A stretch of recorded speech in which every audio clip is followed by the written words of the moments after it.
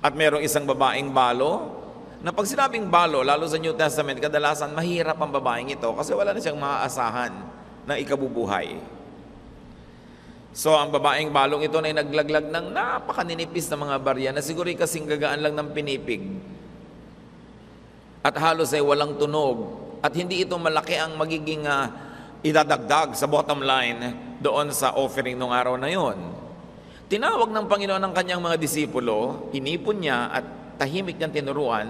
Sabi niya, nakita niyo ang babaeng ito? Siya ang pinakamalaking giver today. Sabi niya, kasi yung iba, bagamat mayayaman at malaki ang mga ibinigay, naku, hindi naman nila ininda yun. Halos hindi nagulo ang salansan nila dahil ang dami-dami pang natira sa kanila. Halos hindi naman nila kailangan yung binigay nila eh. Pero ang babaeng yan, kakainin na lang niya, inagaw pa niya sa kanyang bibig. Kaya hayan, wala na siyang gagastusin, hinulog na niya lahat dyan ang kanyang offering. So nung araw na yon, yung biggest giver was this woman who numerically actually gave very little. Now, let's observe the observer. Sino ba yung observer nung araw na yon? The Lord Jesus Himself. So He sits near the offering box, watches people put in their gifts, and He notices two distinct types of givers. He gathers His disciples and teaches them His observation, but more than that, brothers and sisters, the Lord teaches His disciples how to observe. Iba kasi lagi ang panukat ng langit at iba ang panukat ng tao. Iba kung umuri at sumuri at kumilatis ang tao, at iba naman kung sumuri at kumilatis ang Panginoon. Sabi sa Hebrews 13:8, Jesus Christ is the same yesterday, today, and forever. So ngayon pa lang, hindi mahirap isipin that He still watches the offering box. Because Jesus is the same yesterday, today, and forever. That He still watches how people put in their gifts. That He still counts, and He still teaches His disciples, now us, how to observe. Kailangan marunong tayong sumuri sa pananaw ng Panginoong Jesus. At sa kwento, there were two types of givers. The rich, the moneyed, the able people who have much resources, the able people who give a lot and they give generously. Hindi yun masama. Walang komentaryo ang Panginoon na masama yun. These are able people who still have much after giving. Meron tao naman talaga blessed na blessed eh. Matapos magbigay na ang dami-dami na, ang dami pa rin natira at lalo pang dumadami dahil sa dami na kanyang nilalagay. All these are able people who are not sacrificed by their giving. Hindi nila kailangang agawin sa kanilang budget, sa kanilang gastos. Pareho pa rin ang lifestyle nila, kung minsan nga umaasenso palalo, habang marami silang binibigay. These are able people who give out of abundance and remain abundant. Doubly blessed. Now, these are what some people might call the star givers, usually accorded star treatment by materialistic religious people. Kumisan ito yung mga may kaya na pinagkakaguluhan ng mga simbahan na maging member nila. Kulang na lamang pagkat ito ang uma-attend, paupuin sa lazy boy at i-pedicure habang nagwa-worship. Bigyan ng special treatment. These are the types of people who are courted, nililigawan, and targeted by very specialized fellowship groups who cater specifically to the rich. Gusto nila yan kasi malalaki ang mga bigay, magaganda ang mga project nila, at talaga namang sosyal ang dating ng lahat ng ginagawa nila kasi mapera. So this is the object of very specific marketing strategies of some religious groups. Ito yung group 1 ng giver. Now, group 2 is represented by a poor widow who gives only 2 coins with very little worth. Ano na ba naman ang maidadagdag nung nilagay niya, no? A poor widow who gives not only generously, but sacrificially. Sacrificial ang pagbibigay. Binakbak niya talaga sa sarili niyang baga ang ibinigay niya. Kagastusin na lang, kailangan na lang, kakainin na lang niya. No? A poor widow who gives to the point of having nothing left for her needs after giving. This is what you might call platinum faith. Ipagkatiwala mo sa Diyos yung kakainin mo mamaya kasi hinulog mo na lahat dyan. Now, she represents the usually simple and inconspicuous worshipers, seldom given attention by materialistic religious people. They are usually ignored, but Jesus notices them. Pinansin pareho naman, at nakita natin ang pagbibigay nila dalawang style. Now, because of that, there are now two numerical results of giving. After the giving, group 1 still having much, and group 2 having nothing left. Yun ang pinagkaiba. Now, there are two possible social results of giving, of appearing to be a big giver. Pwedeng magkaroon ng ganitong resulta. James 2:1-5, ito ang tinuligsa.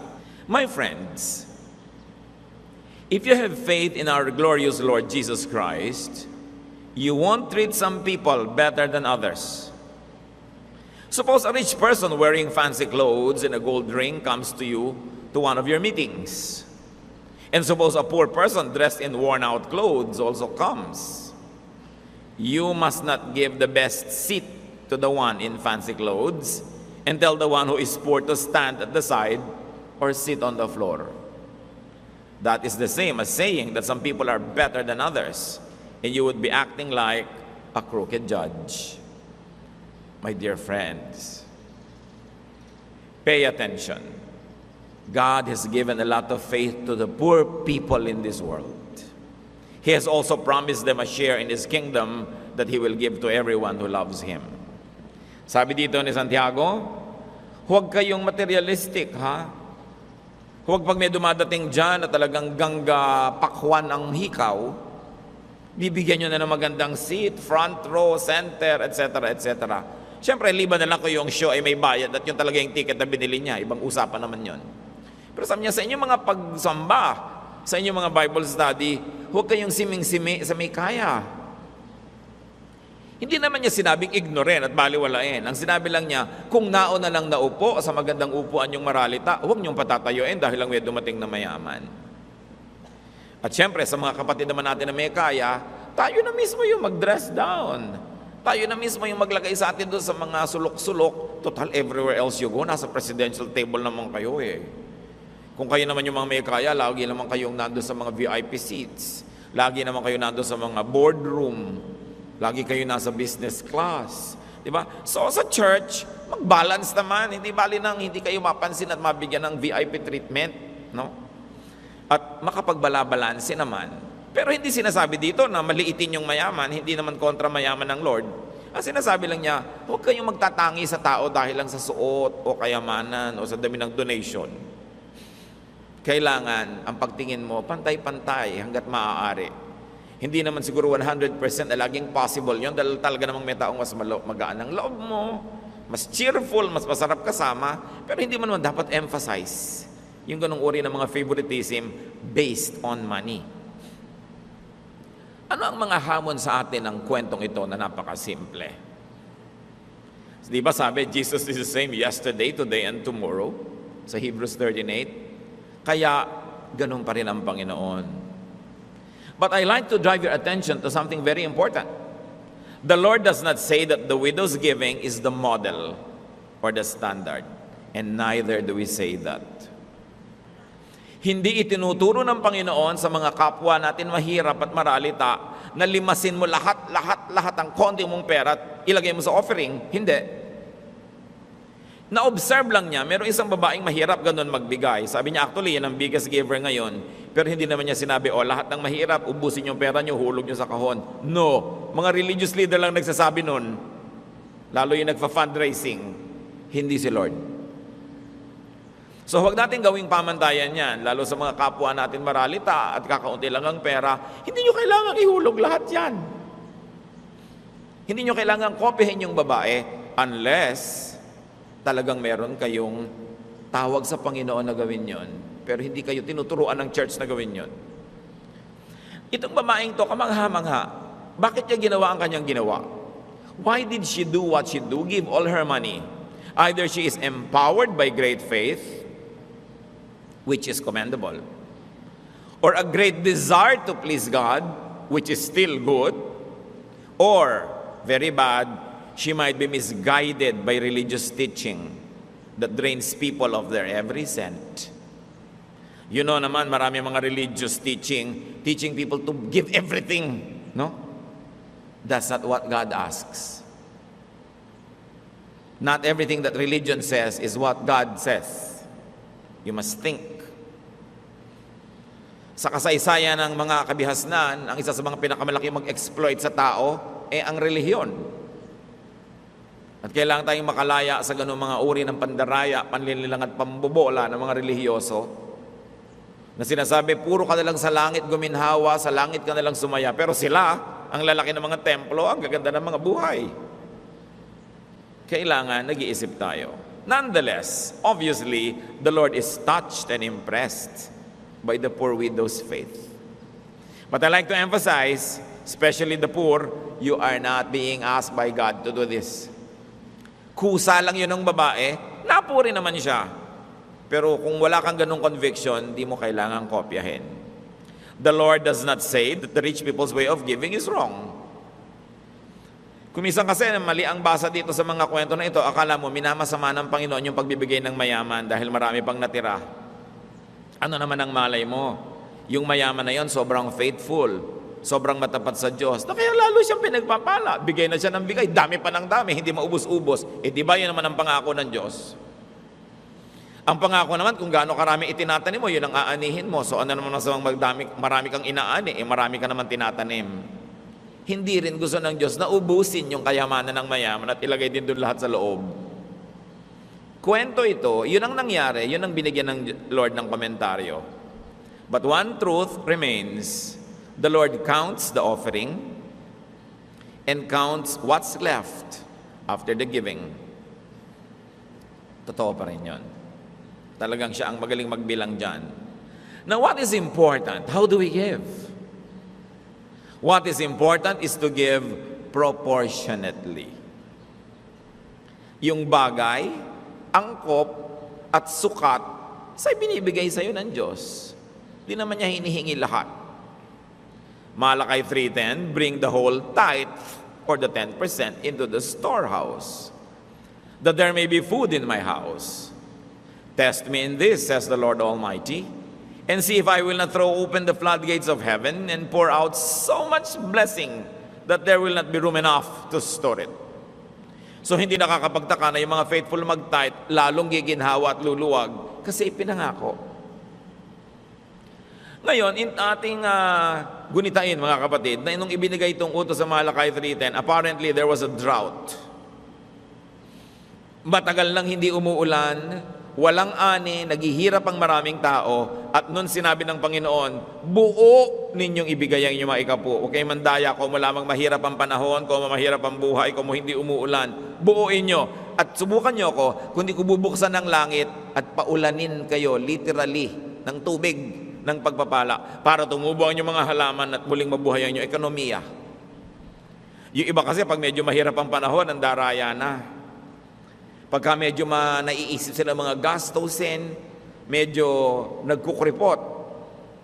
Kitang-kita mo yan pag pinag-aaralan mo yung mga halimbawa, mga donations sa mga tao. Pag maguhon nyo na, yung mga enrollment, nako, marami nang nandaraya. No? O magpapasko, nagte-13th-month pay, nagdodoble ang kita, hindi naman nagdodoble yung collection. So alam mong merong mga nangungupit dito dahil maraming gagastusan, reregaluhan. Magtatanong pa yung iba, yung po bang bigay ko sa mga inaanak ko, tithe deductible. Ano palagay mo sa church? BIR. Paikot-ikutin mo para ka magpalusot. Nagbibilang si Lord. Pero hindi niya hinihingi lahat, 10 lang nga eh. And of course, after the 10, that is the offering. Diba? Kasi yung 10, hindi naman sa atin yun eh. Pag nilagay mo yun, hindi ka pa nagbigay. Pagka naglagdag ka, yun ang bigay mo pa lang. Kasi ang hinihingi talaga yung 10. But remember this, not 100%. Like what that woman did. Siguro may kabayanihan siya, pero hindi naman inuutos sa ating lahat maging bayani tulad niya. God is understanding. God is kind. God likes you to take care of your needs. God gives you blessing for you to use it, not for Him to get it all. Proportion lang ang hinihingi niya. 1 Corinthians 16:2, on the first day of every week, meaning Sunday, every one of you should set aside a sum of money in keeping with your income. Bagay lang dapat sa income mo.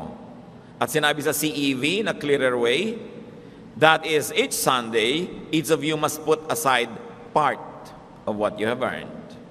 So this is only part.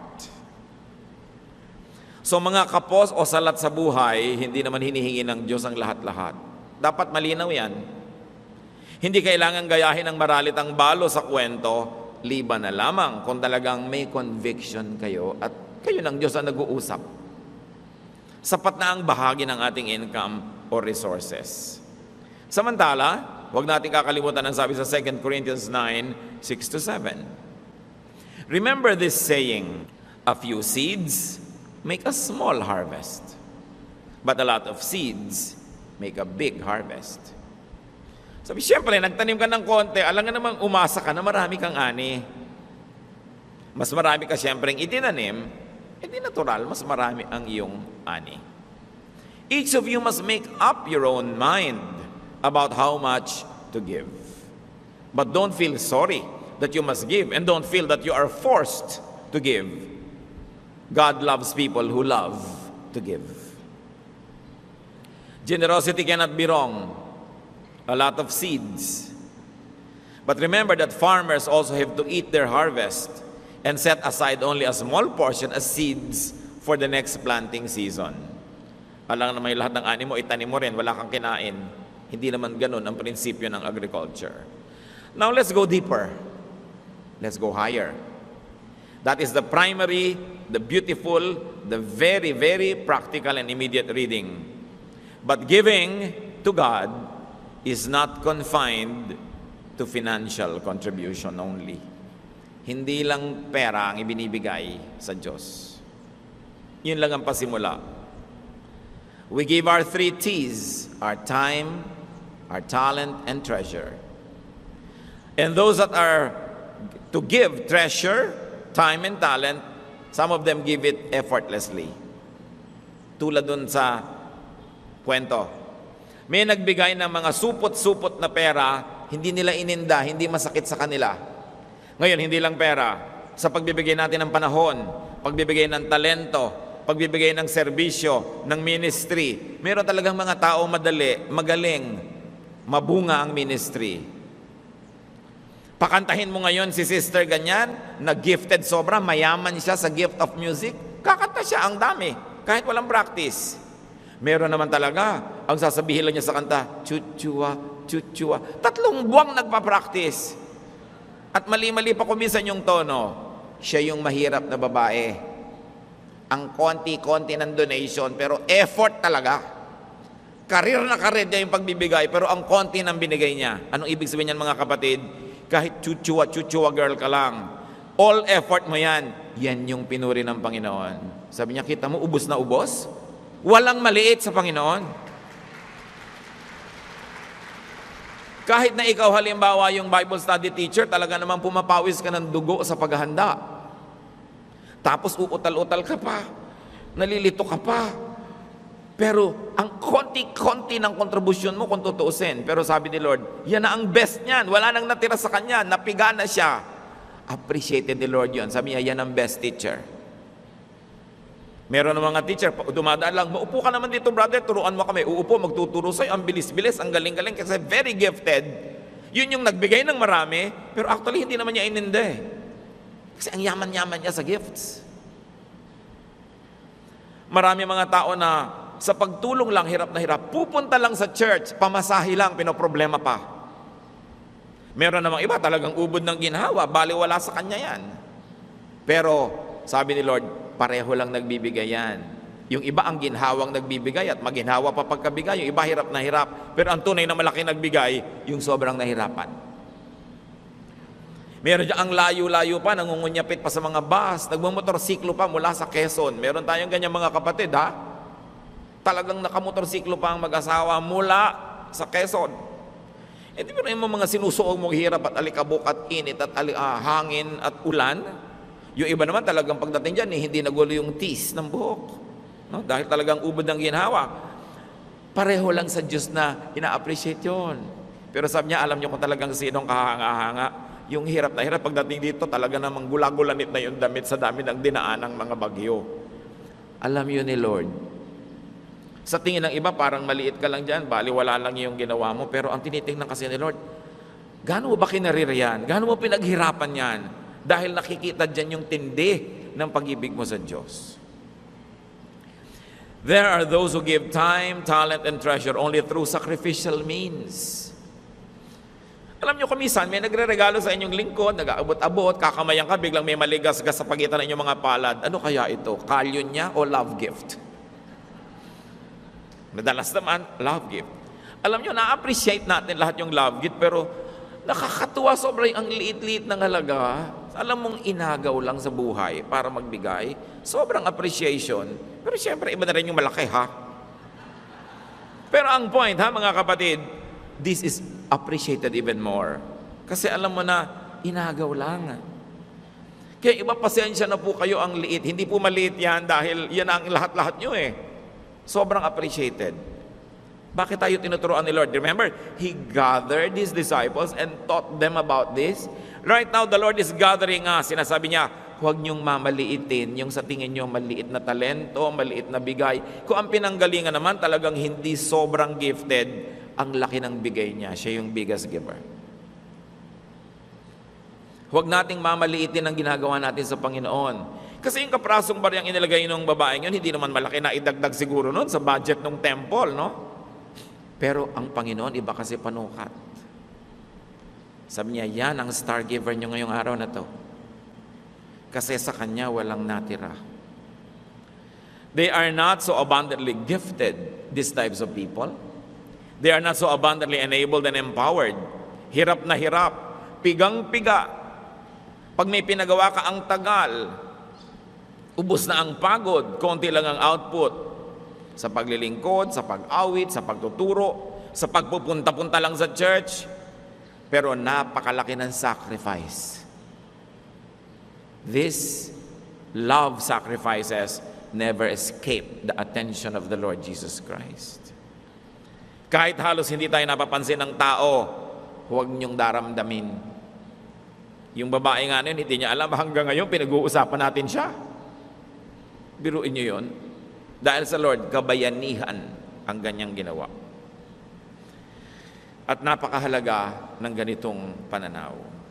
What God sees is not the amount given, but the effort in giving. Kanya-kanya tayo ng kalagayan sa buhay, kanya-kanya ng tawag ng Panginoon, kanya-kanya tayo ng mga tinatangkilik mula sa Panginoon, kanya-kanyang ginhawa at hirap sa pagdalo, sa paglilingkod, sa pagbibigay. Meron dyan, nagkukwire, talaga lang pamasahe lang sa rehearsal, pinoproblema. Meron naman, pinapakain niya yung buong choir. Lahat yon, pareho yon, appreciated yon ng Diyos. At nawa tayo man, mas lumawak ang ating pananaw sa pananaw na gusto ng Panginoon. Ano, huwag tayong gumaya sa sanlibutan, wala tayong sinusukat, kundi yung nakikita lang ng mata at yung nabibilang.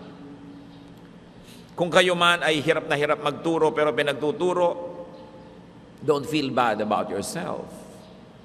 Kung kayo man ay talagang pilit na pilit para lang makaabot sa standard ng mga ministries, do not be discouraged. Do not be hindered by such type of poverty. Na-appreciate yun ng Diyos. Always give your best. God knows. God sees. God counts. Kung ganun pala, na-appreciate ng Panginoon yung konting bigay ng maralita, all the more that the abundantly gifted should be more faithful and sacrificial in the giving of their time, their talent, and their treasure. Sa paglilingkod sa Diyos, hindi dapat dinadaan sa proxy.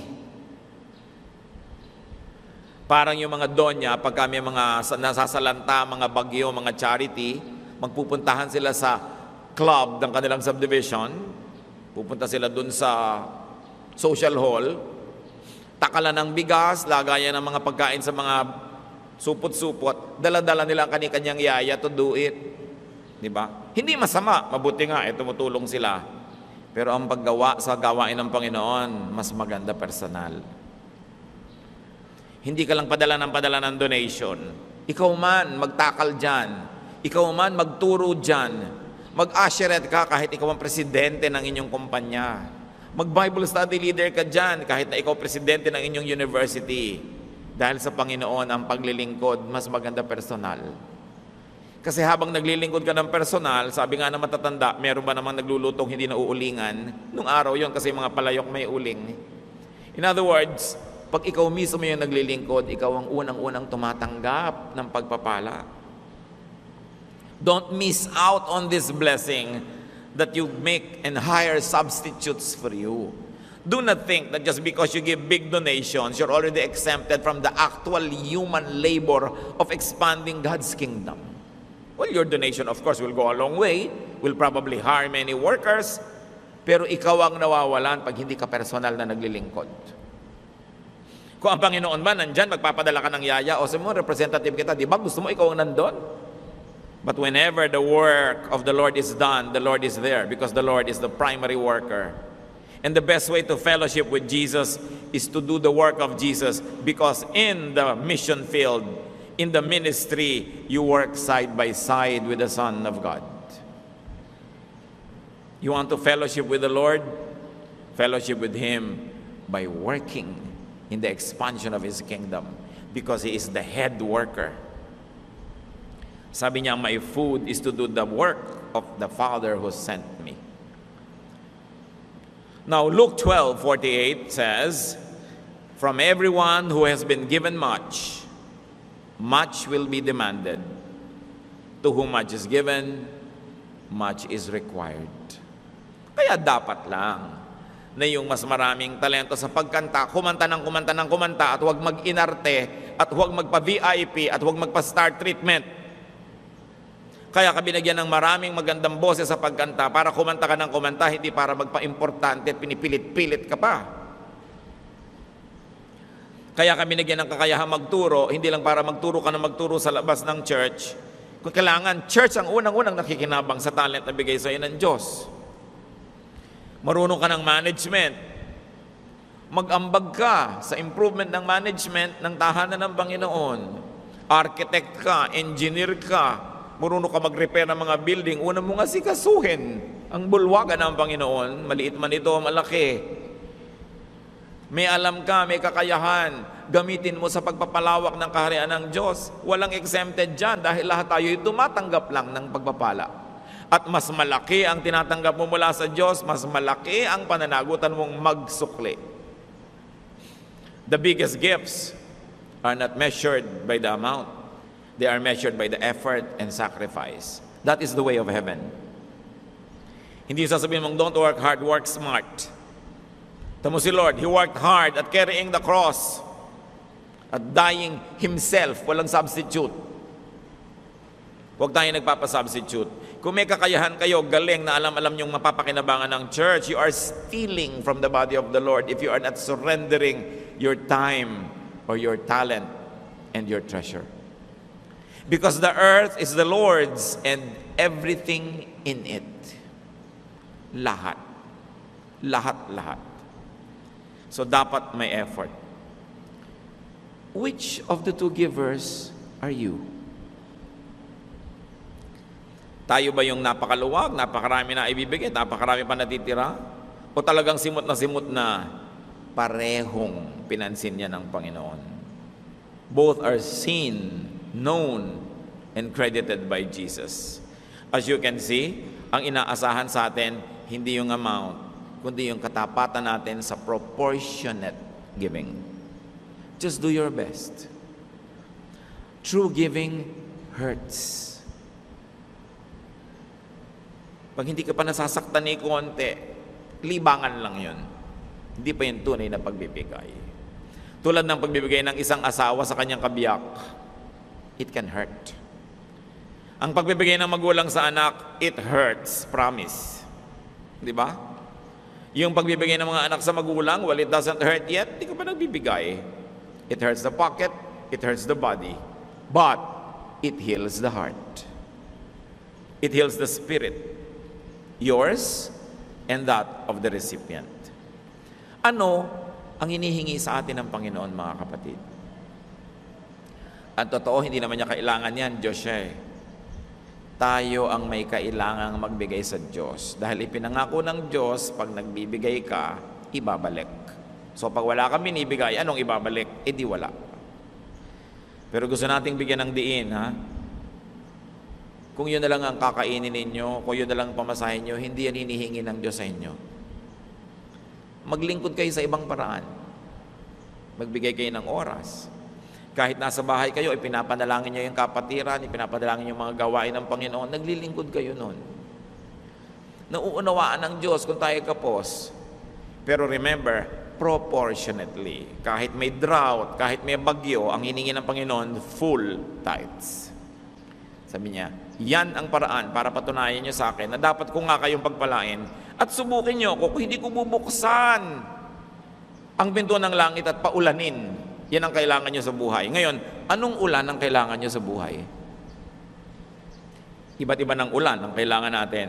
Ang tanong, ano naman ang dapat natin gawin para ang Diyos ay paulanin ang buhay natin? Alam natin yon, to be faithful. Do not be misled into thinking that tithing is only for your treasure. We have to tithe time.